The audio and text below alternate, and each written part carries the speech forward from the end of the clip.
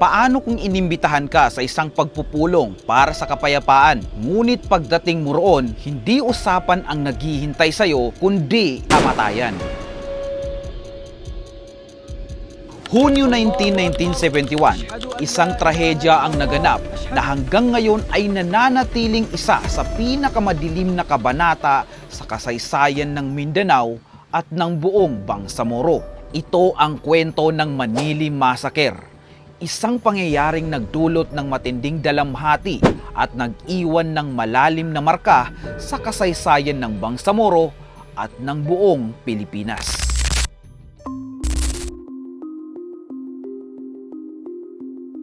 Bago natin maintindihan ang Manili Massacre, kailangan muna nating balikan ang kalagayan ng Mindanao noong 1960 hanggang unang bahagi ng 1970. Sa panahong iyon, mabilis ang pagdami ng mga migrante mula sa iba't ibang bahagi ng Pilipinas na lumalapit sa Mindanao. Kasabay nito ang paglala ng sigalot sa lupa, kabuhayan at representasyon sa lokal na pamahalaan. Habang tumitindi ang tensyon sa pagitan ng iba't ibang komunidad, nabuo rin ang ilang armadong grupo.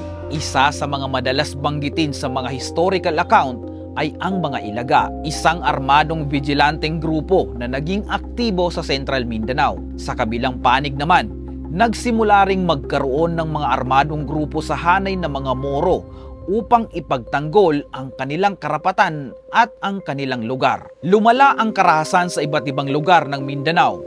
Sunod-sunod ang pag-atake, paghihigante at paglikas ng mga sibilyan. Sa gitna ng takot at kawalan ng katiyakan, umaasa pa rin ang maraming tao na posible pa ring maibalik ang kapayapaan.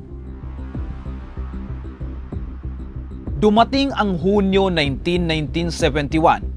Ayon sa maraming historical accounts, may ipinakalat na balitang magkakaroon ng peace meeting o pagpupulong upang mapahupa ang tensyon sa Barangay Manili.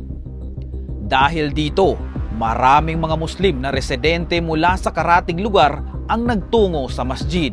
Umaasa silang ang araw na yon ay maging simula ng kapayapaan. Ngunit ayon sa mga ulat, habang nasa loob ng mosque ang mga tao, biglang nagkaroon ng pamamaril.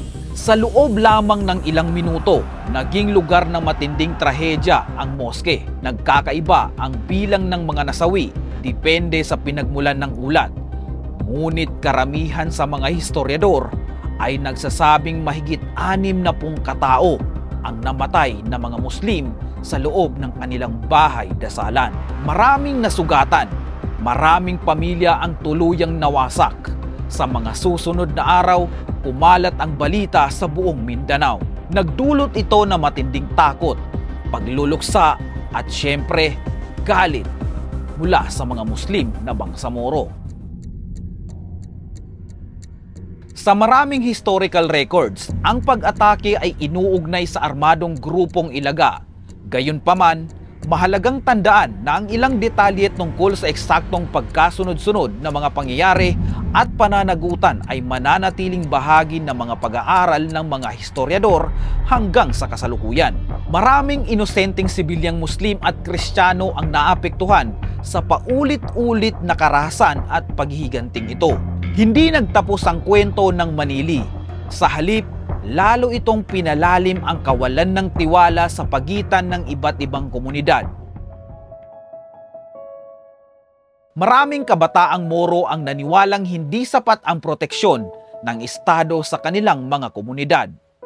Binanggit na maraming historiador na ang mga pangyayaring tulad ng Manili Massacre kasama ng iba pang mararahas na insidente noong panahong iyon ay naging bahagi ng puot na nagpalakas sa armadong kilusang Moro noong dekada 1970. Makalipas lamang ang mahigit isang taon, idiniklara ang martial law noong Setyembre 1972 at mula noon, lalo pang lumawak ang armadong tunggalian sa lupang Mindanao. Mahigit 50 taon na ang lumipas, ngunit maraming pamilyang hindi pa rin naghilo mang sugat. Ang Manili Massacre ay hindi lamang tala sa aklat ng kasaysayan. Ito ay kwento ng mga magulang na hindi na nakauwi, ng mga batang hindi na lumaki, ng mga pamilyang habang buhay ng daladala ng alaala ang pagkawala. Ang pag-alaala sa kanila ay hindi upang buhayin ang galit, kundi upang tiyaking hindi na mauulit ang ganitong trahedya.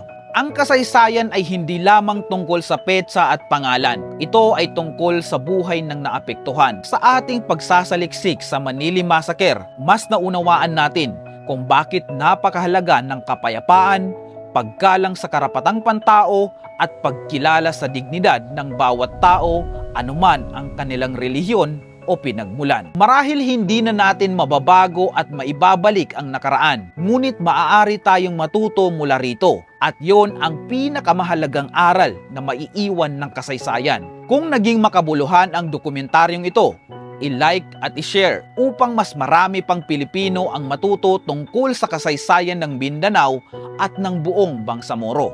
Maraming salamat sa panonood. Hanggang sa muli nating pagkikita dito sa Kwento at Kaalamang Bangsamoro.